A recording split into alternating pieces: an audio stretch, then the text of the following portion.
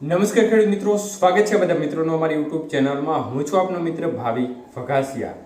તો મિત્રો, ખાસ કરીને આ વિડીયોના માધ્યમથી આપણે વાત કરવાની છીએ હાલની સક્રિય સિસ્ટમોની સ્થિતિ શું છે અને આજે ગુજરાતના કયા કયા જિલ્લાઓમાં ધોધમાર વરસાદની સંભાવના રહેલી છે તે વિશેની સંપૂર્ણ માહિતી વિડીયોમાં જોશું. તો જે પણ મિત્રો નવા હોય તે ચેનલને સબસ્ક્રાઇબ કરી લેજો.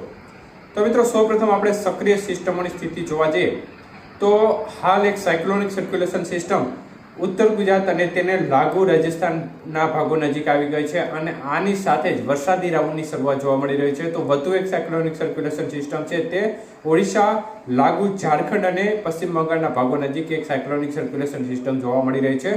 તો ચોમાસુ ધારીની સ્થિતિ જોવા જઈએ તો ચોમાસુ ધારી થોડી વધુ નીચે આવી છે અને હાલ ચોમાસુ ધારીનો પશ્ચિમ છેડો છે તે રાજસ્થાનના જેસલમેરથી પસાર થઈ રહ્યો છે. ત્યારબાદ કોટા, ગુના, સગર અને ત્યારબાદ જે સાયક્લોનિક સર્ક્યુલેશન સિસ્ટમ ઝારખંડ અને તેને લાગુ ઓરિસ્સાના ભાગો નજીક જોવા મળી રહી છે તે ભાગોથી પસાર થઈ બંગાળની ખાડીના ભાગો સુધી જોવા મળી રહી છે.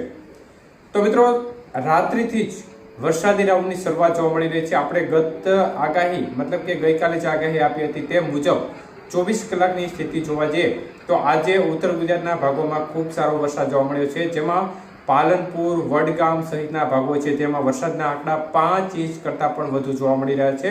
તો એક પ્રકારે જોરદાર વરસાદની રાઉન્ડની શરૂઆત જોવા મળી રહી છે.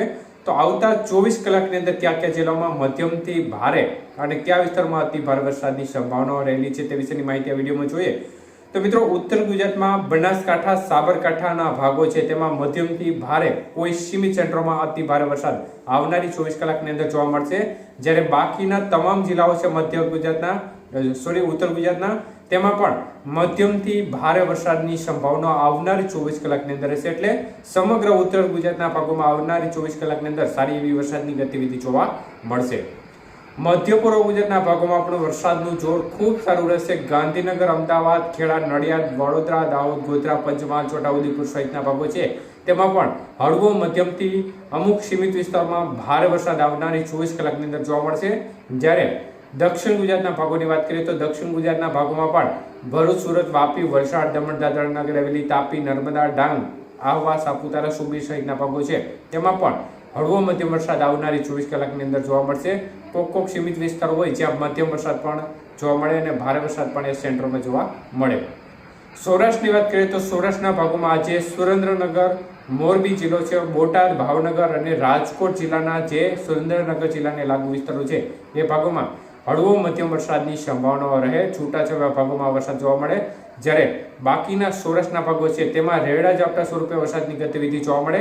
બપોર બાદથી ક્રમશઃ વરસાદની ગતિવિધિમાં એ ભાગોમાં પણ વધારો થતો જાય અને હળવો મધ્યમ વરસાદ એ ભાગોમાં પણ શરૂઆત થતી જશે. એટલે ધીમે ધીમે ક્રમશઃ વરસાદની ગતિવિધિમાં વધારો થશે. પરંતુ વધુ શક્યતાઓ આવનારી 24 કલાકમાં જે ઉત્તર સૌરાષ્ટ્રના, પૂર્વ સૌરાષ્ટ્રના આપણે જે જિલ્લાઓ જણાવ્યા મોરબી, સુરેન્દ્રનગર, બોટાદ, ભાવનગર અને રાજકોટ જિલ્લાના અમુક ભાગો છે તેમાં દેખાય છે. તો એકંદરે સૌરાષ્ટ્રના ભાગોમાં પણ આજે વરસાદની ગતિવિધિમાં વધારો થશે. કચ્છના ભાગોની વાત કરીએ તો પૂર્વ કચ્છમાં સૌથી વધુ અસર આજે જોવા મળશે અને ત્યાં હળવો મધ્યમથી ભારે વરસાદની સંભાવનાઓ રાપર, ભચાઉ આજુબાજુનો ભાગ છે તેમાં ગણી શકાય. બાકીના કચ્છના ભાગોમાં પણ હવે જેમ સમય પસાર થશે તેમ તેમ વરસાદની ગતિવિધિ વધવા તરફ રહેશે. હળવો મધ્યમ વરસાદ બાકીના જે છૂટાછવાયા વિસ્તાર છે તેમાં જોવા મળશે. મુખ્યત્વે મોટાભાગના વિસ્તારમાં રેડા ઝાપટા સ્વરૂપે વરસાદની ગતિવિધિ જોવા મળે. પરંતુ બપોર બાદથી મતલબ કે જેમ રાત્રિનો સમયગાળો થતો જશે તેમ તે વિસ્તારમાં પણ હળવો મધ્યમ વરસાદની શરૂઆત જોવા મળશે. એટલે આવનારી 24 કલાકની અંદર ગુજરાત રિજનનો ભાગ એટલે કે સૌરાષ્ટ્ર અને કચ્છને બાદ કરતા જે ભાગ છે તેમાં મધ્યમથી ભારે અને ઉત્તર ગુજરાતના ભાગોમાં અતિ ભારે વરસાદ પડશે. જ્યારે સૌરાષ્ટ્રના ભાગો જણાવે છે તેમાં પણ હળવો મધ્યમ વરસાદની શક્યતાઓ જે ઉત્તર સૌરાષ્ટ્રના, પૂર્વ સૌરાષ્ટ્રના ભાગો છે તેમાં દેખાઈ રહી છે. બાકીના સૌરાષ્ટ્ર કચ્છના ભાગોમાં પણ છૂટી છવાયા વરસાદની ગતિવિધિ આજે ક્રમશઃ વધશે. એકંદરે વરસાદના રાઉન્ડની શરૂઆત થશે અને આ રાઉન્ડ છે તે લાંબો ચાલે તે પ્રકારની શક્યતાઓ દેખાઈ રહી છે. એટલે વરાપની જે પણ મિત્રો રાહ જોઈ રહ્યા છે તે ભૂલી જાય, કારણ કે લાંબી વરાપ મળે તેવી સંભાવના હમણાં જણાતી નથી. આભાર.